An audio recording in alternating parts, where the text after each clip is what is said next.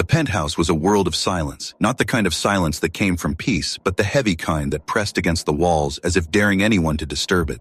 The marble floors gleamed like ice under the glow of crystal chandeliers. Every surface, polished glass, brushed steel, the dark walnut of the doors, was immaculate. It was the kind of place where footsteps echoed too loudly, where even breathing felt like an intrusion. Jonathan Pierce lived here, but no one dared say he belonged to it. He was the kind of man who seemed larger than the space itself, as though the penthouse was merely a stage for his presence. At 42, his name could freeze boardrooms into silence. His fortune, an empire of $8 billion, was whispered about in the same breath as ruthless takeovers and merciless deals. They called him untouchable, a man carved from granite. His icy blue eyes, sharp as glass, had made executives resign on the spot with a single glance. And yet, tonight, those same eyes were hidden behind the closed doors of his office. No one knew what he was working on. No one dared knock to find out. The penthouse was hushed, save for the faint hum of the city lights beyond its tall glass windows. But inside that polished silence, a sound broke through, soft, almost timid, the sound of a child's small shoes tapping against marble. Carmen Rodriguez tightened her grip on her daughter's hand. At 28, Carmen carried herself with the quiet endurance of someone who had been forced to swallow humiliation more times than she could count. She had grown up in Detroit, the daughter of a nurse who worked double shifts just to keep the lights on. Now, here she was, working as a cleaner in the most expensive penthouse in Manhattan, scrubbing away at fingerprints on glass doors while billionaires discussed fortunes she could never imagine. It paid better than anywhere else. Double, in fact. But no paycheck in the world could erase the weight of the stares, the whispered disdain, the way men like Bradley Torres, the building manager, treated her as if she didn't belong. And yet, she endured. She had to. For Jade. Jade was only 5, her curls tied into 2 little ponytails, her wide eyes darting around the enormous space. The daycare had closed because Carmen couldn't pay on time, so now Jade tagged along, quiet and obedient. Carmen had promised herself the girl wouldn't make a sound. But children had a way of noticing things adults ignored. "Mommy," Jade whispered, tugging at her mother's sleeve. Her voice carried into the vastness of the marble hallway, too loud in the suffocating silence. "Why is everyone scared of the tall man in the suit?" Carmen froze. The words struck her like an alarm ringing through the penthouse. Her chest tightened as she glanced toward the closed office door at the end of the hall. The tall man, Jonathan Pierce. She bent down quickly, pressing a finger gently against Jade's lips, her voice low and urgent. "Sweetheart, shh. You mustn't say things like that here." Jade's big eyes blinked with innocent confusion. "But why? Is he mean?" Carmen's throat burned with the answer she could not give. She wanted to say no, that people were simply nervous because he was important. But she remembered the stories, the way staff had been fired without warning, the way contractors left pale and trembling after meetings, the way even seasoned lawyers lowered their eyes when Jonathan entered a room. She wanted to tell her daughter the truth, that the man in the office was not someone to question. But how could she explain cruelty and power to a 5-year-old clutching a candy wrapper in her hand? So she forced a smile, the kind mothers learn to wear when they want to protect their children. "He's just very busy, that's all. People don't want to bother him." But Jade tilted her head, unconvinced. "Maybe he just needs someone to share candy with," she said, holding up her colorful lollipop, sticky from her little fingers. The simplicity of the gesture made Carmen's heart ache. She wanted to laugh and cry at the same time. The thought of her sweet daughter offering candy to Jonathan Pierce, the man who terrified Wall Street, it was absurd. And yet, in Jade's innocent logic, it made perfect sense. The silence of the penthouse wrapped tighter around them. Carmen glanced again at the office door, her pulse quickening. She knew her daughter's curiosity was dangerous in a place like this. Yet deep inside, something told her that sooner or later, Jade's innocence and Jonathan's silence would collide. And when it did, nothing would ever be the same again. The next morning began with the kind of tension Carmen had learned to recognize. It hung in the air of the marble hallway, like the pressure before a storm. The vacuum's low hum filled the silence as she moved carefully along the edges of the penthouse walls, making herself as small as possible. Jade sat quietly nearby with her coloring book, her tiny legs swinging over the edge of a chair, far too elegant for a child. Carmen had warned her again and again to stay quiet, to stay invisible. But invisibility was impossible in a place ruled by Bradley Torres. The sharp click of polished shoes echoed on the marble before Carmen even saw him. Bradley, the building manager, walked with the kind of authority that came not from kindness, but from the cruel satisfaction of power over others. His designer suit was cut too tight around the shoulders, his tie knotted like a noose, his expression permanently etched into a sneer. His eyes caught Jade immediately. "What is this?" he snapped, his voice bouncing off the glass walls. He pointed a finger at the little girl as if she were a trespass. What did I say about bringing guests?" Carmen's stomach sank. She rose quickly, dusting her hands on her uniform, and placed herself between Bradley and her daughter.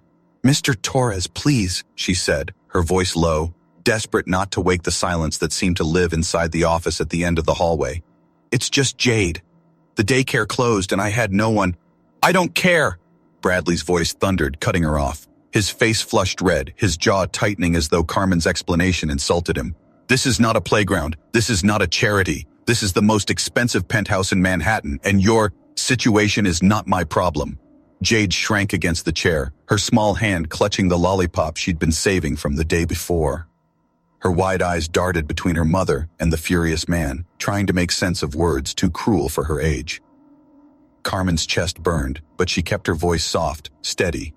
"She won't bother anyone, I promise. She'll sit quietly while I work." Bradley's sneer deepened. He leaned closer, his voice sharp enough to cut. "This isn't about noise, it's about standards. This building is for people who belong, not for slum kids with sticky fingers." The words hit Carmen like a slap. She wanted to scream, to defend her daughter, but years of swallowing humiliation had taught her that anger only made men like Bradley crueler. Still, something in her eyes hardened. She lifted her chin, just slightly. "What exactly do you mean by that, Mr. Torres?" His smile curled in satisfaction. "You know very well. People like you should be grateful for the chance to clean floors like these. Don't start acting like you're owed more than that." The silence that followed was suffocating. Jade's small voice broke it, trembling yet clear. "Why are you being mean to my mommy?" Bradley whipped his head toward the child, his eyes narrow. "Wink. Get that kid out of here now or you'll both be out by the end of the day." Carmen pulled Jade to her side, her heart hammering. She opened her mouth to respond, but then a sound froze the hallway. The soft, deliberate rhythm of footsteps on marble. Expensive shoes, controlled, calm, yet heavy with authority. The air shifted as if the entire building held its breath. From the far end of the corridor, a tall figure emerged. Jonathan Pierce, the man who owned this penthouse, the man who terrified Wall Street, was standing in the doorway of his office. His expression was unreadable, his icy blue eyes fixed on Bradley. Bradley hadn't noticed him yet. Carmen had. Her pulse quickened. She clutched Jade's hand tighter, every muscle in her body screaming for stillness. The most feared man in Manhattan was watching, and in that moment, Carmen knew something was about to happen that would change everything. The air in the hallway had gone still, as if even the city outside the penthouse windows had paused to listen. Carmen's breath caught in her throat when she saw him. Jonathan Pierce, the man whose fortune moved markets, the man spoken of in whispers by lawyers and CEOs alike.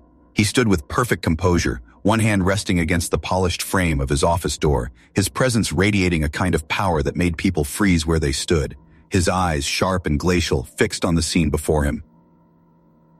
Bradley Torres didn't see him at first. He was still seething, still enjoying the sound of his own cruelty. "I told you, Carmen," he spat, his face red, his finger jabbing toward Jade. "Get that child out of here. She doesn't belong. People like you never belong." Carmen felt Jade flinch, the little girl's fingers tightening around hers. Something in her chest threatened to break, but she forced herself to stay calm, to protect her daughter with her silence. And then Jade did something no one expected. The 5-year-old let go of her mother's hand. Her small shoes tapped softly against the marble as she took a few steps forward.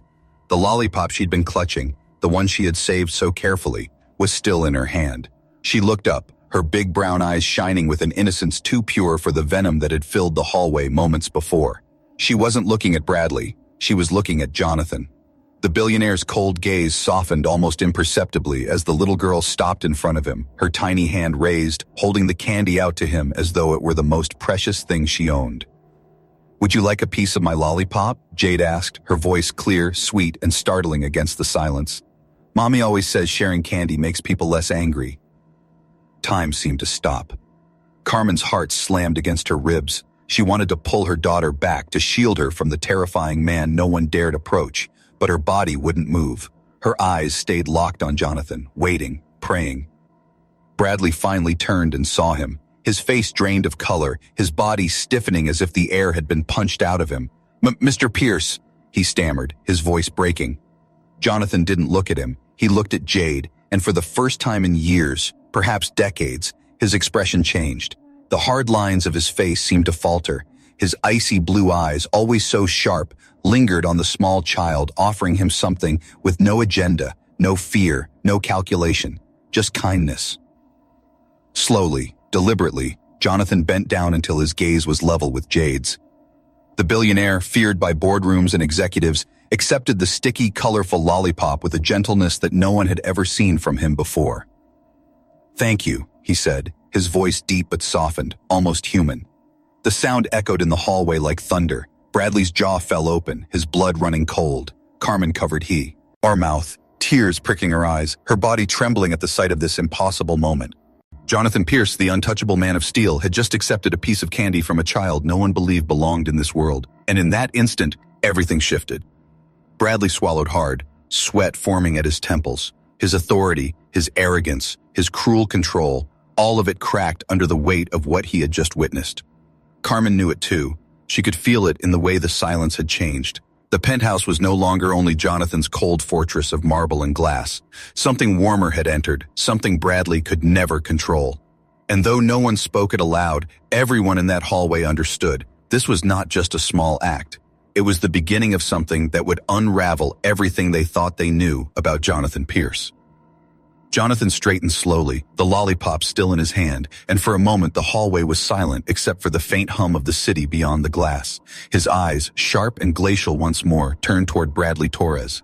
The weight of that stare was unbearable. It was the kind of look that had ended careers in boardrooms without a single word spoken. Carmen's heart pounded as she pulled Jade gently back to her side. She didn't dare breathe too loudly. She had seen men like Bradley swagger through life without fear, but now his arrogance was cracking like glass under pressure. "Situations like this," Jonathan said at last, his voice calm but edged with steel, "are apparently unacceptable. Tell me, Mr. Torres, could you be more specific about what exactly the problem is?" Bradley swallowed, his throat bobbing nervously.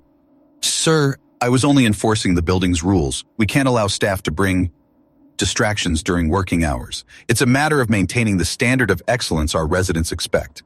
"Excellence," Jonathan repeated softly, as if tasting the word and finding it bit. His gaze shifted briefly to Carmen, then to Jade before returning to Bradley. "A polite child offering something sweet to a stranger. In what world is that considered a problem?" The question sliced through the air like a blade. Bradley stammered, his face turning a shade paler. It's not about the child herself, sir. It's about precedent.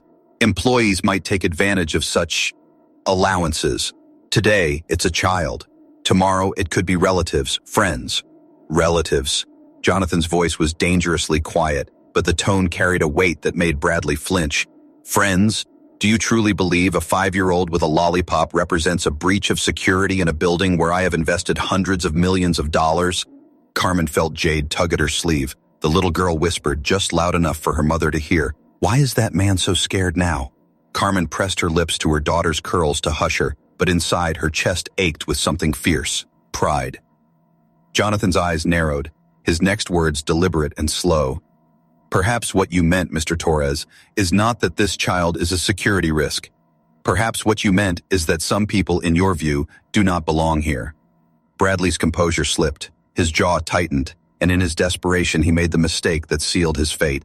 "Mr. Pierce, with respect, you know as well as I do, people like her always cause problems. They use sympathy, they manipulate. It never ends well."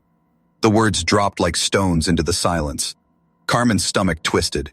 Jade's eyes filled with confusion, and Jonathan Pierce, whose empire was built on precision and calculation, stood completely still, as though committing every word to memory. The pause that followed was unbearable. Then Jonathan spoke, his voice low, measured, lethal. "These people," he repeated, his eyes like shards of ice. "Interesting choice of words." Bradley's confidence wavered. "Sir, I didn't mean..." But Jonathan cut him off with a single raised hand. "Enough. I think it's time we had a private conversation, Mr. Torres." His eyes flicked briefly toward Carmen and Jade, softening just enough to make Carmen's knees weaken. "Carmen, continue your work. Jade is welcome to stay in the library. There are children's books there." Carmen could barely process the words. The billionaire not only remembered her name but offered her daughter a safe space inside the home where she had felt nothing but humiliation. She nodded quickly, her throat too tight to speak. Bradley shifted nervously, sweat beading at his temples. "Of course, Mr. Pierce," he said, trying to keep his voice steady. Jonathan turned and walked down the marble hallway, every step deliberate, the kind of walk that announced judgment was coming. The office door opened, and with a subtle gesture, he ordered Bradley to follow. The door closed with a soft click. Carmen stood frozen for a long moment, Jade's small hand in hers. She bent down, smoothing her daughter's hair with trembling fingers. "Stay here, sweetheart," she whispered, guiding her toward the library. Her voice shook, but her eyes carried a fire she hadn't felt in years. Something was happening, something bigger than her, bigger than Bradley's cruelty. And inside that office, behind the closed door, she knew the man feared by Wall Street was about to show Bradley Torres what true power looked like. The soft click of the office door echoed louder than any slam could have. Inside, the air was different, thicker, heavier, charged with something Bradley Torres had never felt before. The office stretched wide, floor-to-ceiling windows framing Manhattan's skyline like a living painting. Below, millions of lights flickered against the night, but in here, the world had shrunk to two men. Jonathan Pierce stood with his back to the glass, his tall figure outlined by the city glow. He didn't sit. He didn't speak right away. Instead, he let the silence grow, the kind of silence that suffocated, that made a man's own heartbeat sound guilty. Bradley shifted in his Italian leather chair, suddenly too small for him. His palms were damp, his throat dry, but he forced a polite smile, as if pretending this was just another managerial meeting. "Mr. Pierce, if I may clarify, there's been a misunderstanding." Jonathan finally turned. His eyes, cold and precise, locked on Bradley, like a hawk fixing on prey. "A misunderstanding?" His voice was low, even, but it carried a weight that pressed against Bradley's chest. "You said something out there. I want to hear it again, word for word." Bradley faltered. "Sir, I was only trying to explain that certain employees can sometimes—" "Not certain employees," Jonathan cut in, his tone razor sharp. "You said these people. Explain to me exactly what you meant." The room fell deathly quiet. Bradley's lips parted, but no sound came. He had relied on prejudice spoken in shadows for years, confident it would never see the light. But now those words had been dragged into the open by the one man who could destroy him with a breath. Jonathan walked slowly to his desk, his hands brushing the edge of polished mahogany. He didn't sit. He leaned forward slightly, his gaze unrelenting. "You've managed this building for 20 years. Tell me, Bradley, what's your criteria for excellence, for belonging here? Because I assure you, I'm listening very closely." Bradley cleared his throat, his voice trembling as he tried to regain footing. "Mr. Pierce, you know me. I prioritize professionalism, strong references, punctuality, appearance, the right kind of people who fit our standard." Jonathan tilted his head, his lips curving into something that wasn't quite a smile. "The right kind of people," he repeated slowly, tasting the words. "Interesting. And would Carmen Rodriguez not qualify under those standards?" Bradley hesitated. "Well, she's competent. But bringing a child into this environment, it shows a lack of judgment. It sets a precedent. These things matter when dealing with elite clientele." Jonathan's eyes narrowed, his voice lowering until it felt like the weight of steel. "Do you know what I see, Bradley? I see a young woman who works harder than most men in this city, who carries herself with dignity while being spoken to like dirt by people who confuse cruelty with authority. And I see a child, polite, gentle, offering a stranger a piece of candy in a world that has long forgotten kindness." Bradley shifted, his face paling. He tried again, this time in a hushed, conspiratorial tone, as if seeking agreement. "With all due respect, sir, women like her, they always bring complications. It starts with sympathy. Then there are requests, favors. It's how these people operate." Jonathan's expression didn't change. His silence was colder than words, deadlier than anger. He reached for his phone and pressed a single button. "Marcus," he said evenly, "bring me the files." Moments later, the door opened and Marcus Chun, Jonathan's right hand, entered with 3 thick folders and a tablet. His face was unreadable, but his eyes flickered with something sharp, controlled satisfaction. He placed the materials on Jonathan's desk, the weight of paper landing with finality. Jonathan didn't open them yet. He let the sight of those folders linger between them, like a verdict waiting to be read. Then he spoke, his voice quieter than before, which somehow made it far more terrifying. I had Marcus pull 5 years' worth of employee evaluations, hiring records, and dismissal reports. It seems you've been very consistent, Bradley. Bradley's stomach twisted. Consistent? In what way, sir? Jonathan's eyes sharpened. 17 employees reassigned or fired, 14 of them black or Latino. Coincidence? Or is that just your definition of maintaining standards? The words landed like hammers. Bradley's breath caught, his denial caught in his throat. Jonathan leaned closer, his voice dropping to an icy whisper. Do not insult me with excuses. I built an empire by recognizing patterns, and the pattern you've created here is not just incompetence, it's poison. Bradley tried to rise, panic surging in his chest, but Jonathan's stare pinned him in place. For the first time in his career, Bradley Torres realized he was not in control. He was prey, and the man across from him was about to strike. And outside that office door, Carmen sat with Jade in the library, trying to calm her daughter as she flipped through picture books. She could feel it. Something was unraveling behind those walls, something that would decide not only her fate, but perhaps the fate of everyone who had ever walked these marble halls under the weight of prejudice. Marcus laid the folders neatly on the desk, his movements precise, his face calm but unreadable. Jonathan didn't open them immediately. He let the presence of those thick files hang in the air like a storm cloud ready to break. Bradley stared at them, his mouth dry, his pulse thudding in his temples. He already knew, deep down, that whatever was inside would not save him. It would bury him. Go on, Marcus, Jonathan said quietly, his tone controlled, almost casual. But beneath it was the kind of steel that made men like Bradley tremble.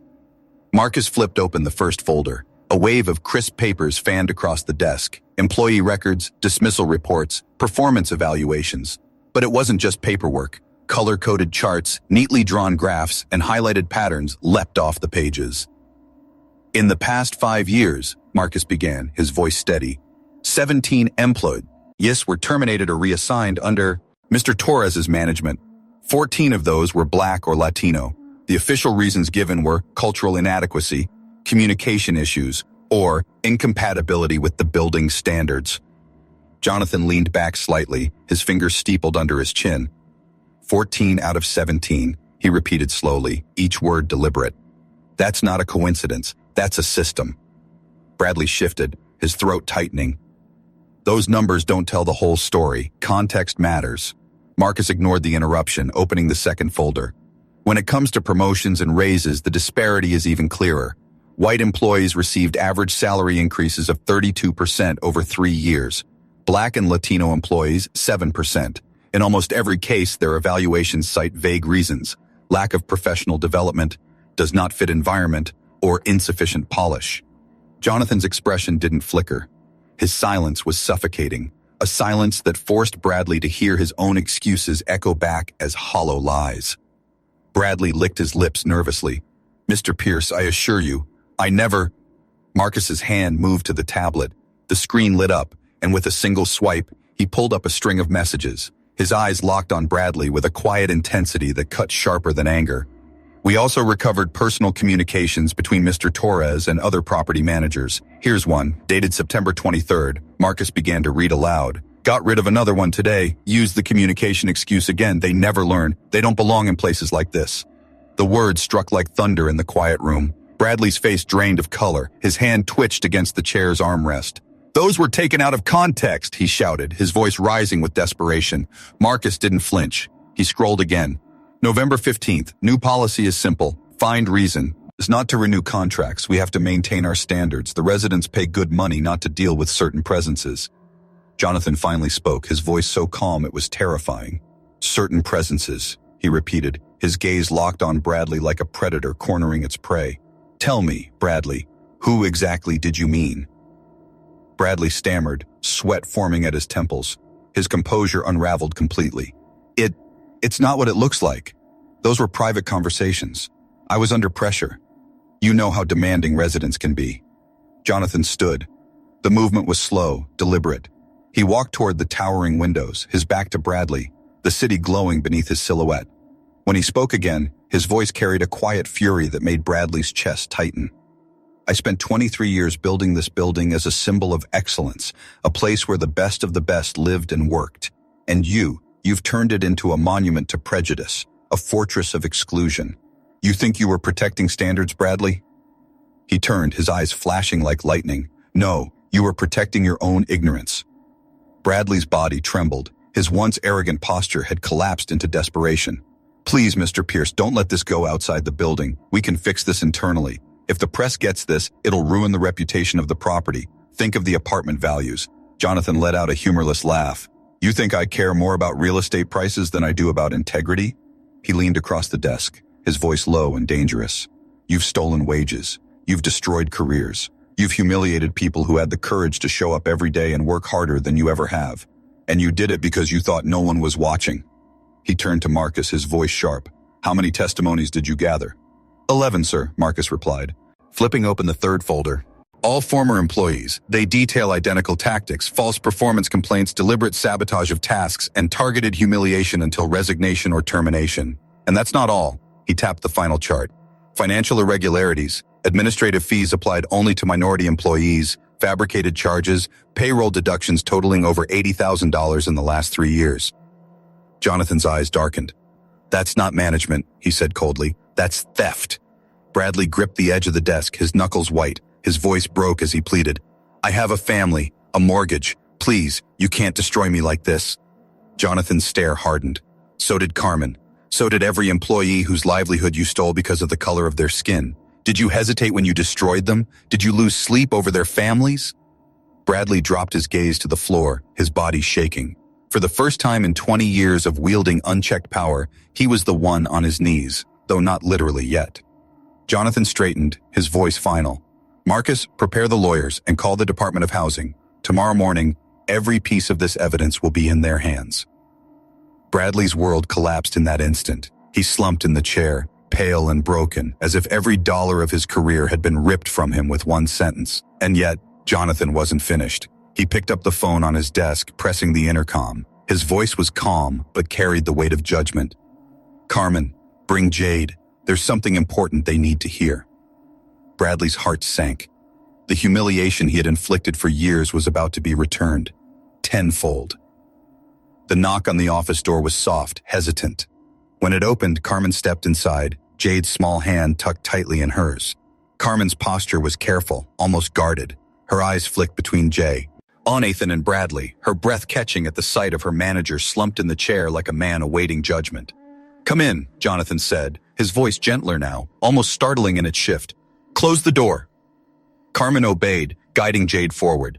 The little girl looked around the massive office with wide eyes. The towering bookshelves, the sleek desk, the glittering view of Manhattan. It was a world far beyond her understanding.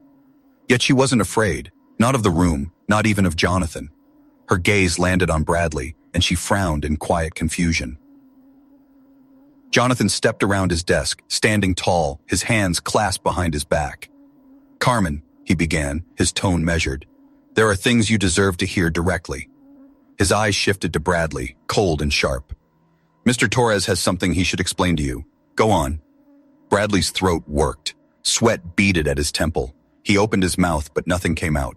The weight of Jonathan's gaze was crushing. Jonathan tilted his head slightly. Lost your voice? His words were laced with quiet mockery. He turned to Carmen. Then I'll speak for him. Carmen straightened, bracing herself.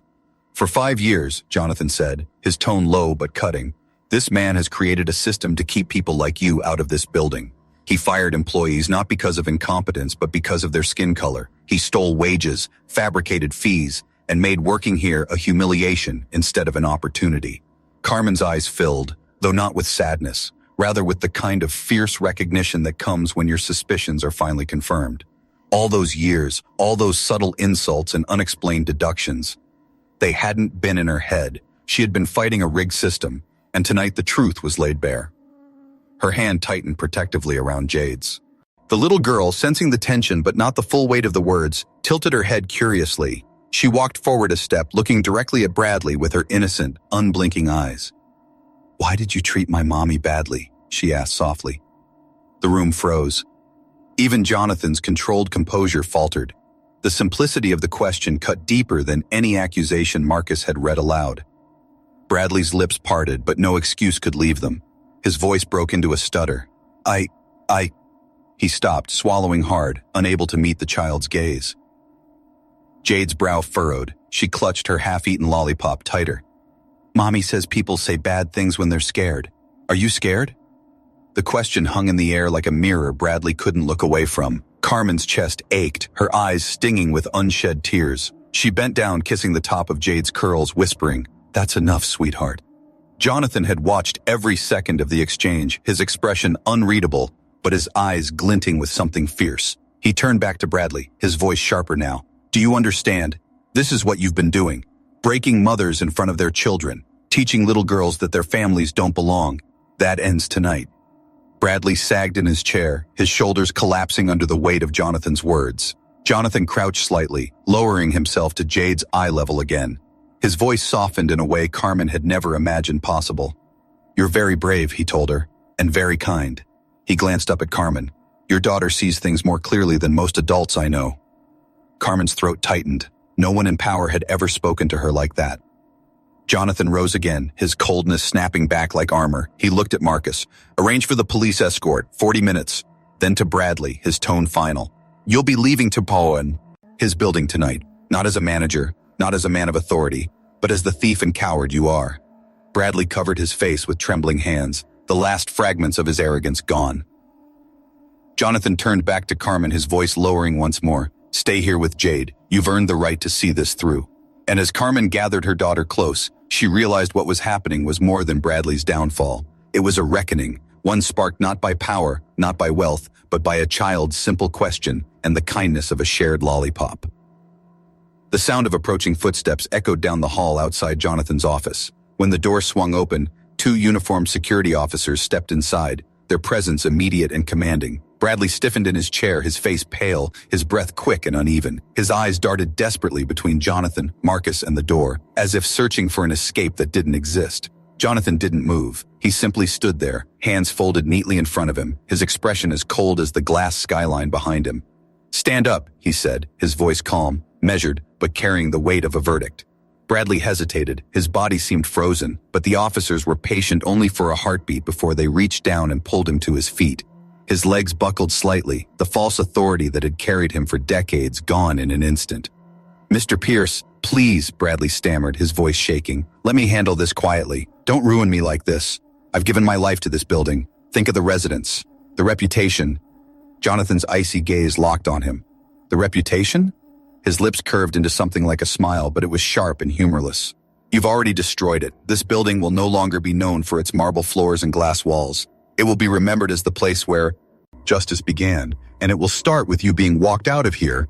Bradley's face twisted with desperation. He turned toward Carmen, his voice breaking. "Say something. Tell him I was only doing my job." Carmen held Jade close, her arms wrapped tightly around her daughter. Her eyes, red from unshed tears, glared at him with a strength Bradley had never seen before. "Your job was to humiliate me," she said quietly, each word steady as stone. "Your job was to make me feel small, and now everyone sees you for what you really are." Bradley flinched as if struck. Jonathan gestured toward the door. "Take him through the main lobby." The security officers exchanged a glance, then nodded. They understood. This wasn't to be done in shadows or silence. It was to be seen. As they led Bradley out of the office, Carmen rose to her feet with Jade in her arms. She hesitated, unsure whether she should follow, but Jonathan's voice stopped her. "Come with us. You should see this."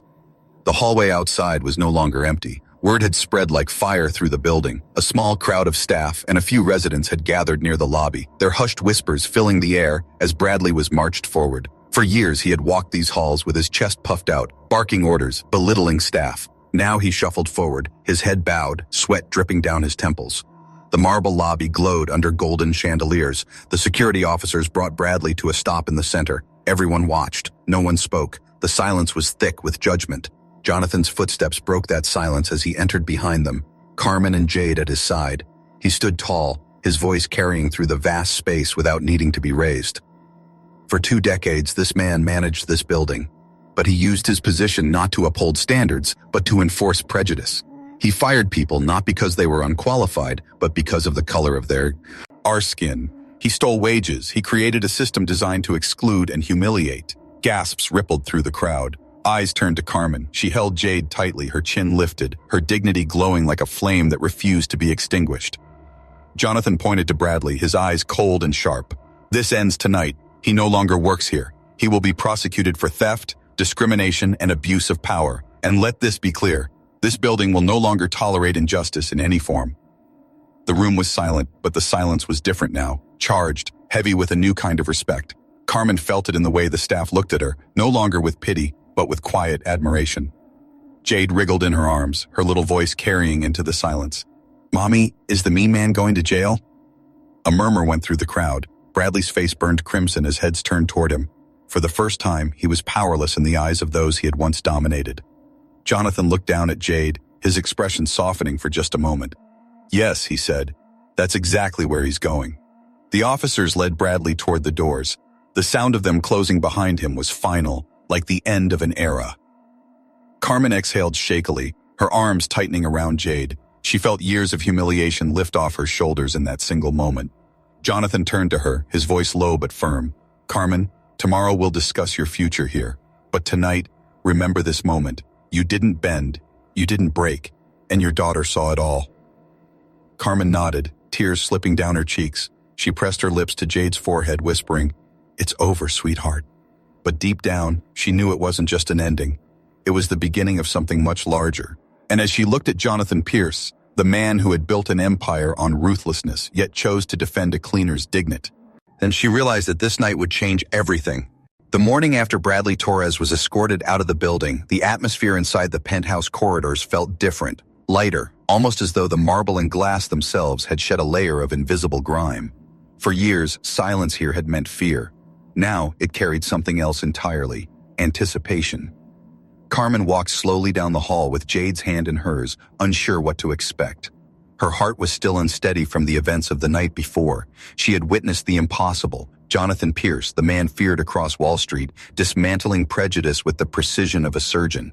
Still, she could not convince herself it was real until she heard the words again, directly from him. Marcus Chun met her near the office door. His usual stoic expression was softened by something close to respect. "Mr. Pierce is waiting for you," he said, nodding. Then glancing at Jade, he added, "There are books for her in the library again if she'd like." But Jade shook her head firmly, her curls bouncing. "I want to stay with Mommy." Marcus allowed himself the faintest smile and opened the door. Inside, Jonathan stood behind his desk, but today he was not framed by cold steel and glass. Sunlight poured through the floor-to-ceiling windows, painting the office in a glow that softened even the harshest lines. Carmen paused, her hand tightening around Jade's, as though grounding herself. Jonathan looked up. His expression was still stern, but there was no trace of the icy distance she had seen before. He gestured toward the chairs opposite his desk. "Sit." Carmen obeyed, perching on the edge of the chair, Jade climbing into her lap. She waited, unsure whether she was about to hear good news or another weight added to her already heavy life. Jonathan folded his hands, his eyes steady on her. "Carmen, I will not waste your time with pleasantries. Last night led something I cannot ignore. For 5 years, you, and many others, were forced to endure humiliation under a man who believed cruelty was a form of order. That era is finished." Carmen nodded, swallowing the lump in her throat. "I only did what I had to for my daughter. I never wanted trouble." Jonathan leaned forward, his voice lowering. "What you call trouble, I call courage. You stood firm when most would have broken. That deserves recognition." He reached for a folder on his desk, sliding it across to her. Carmen looked down at it, her breath catching when she saw her own name printed neatly on the first page.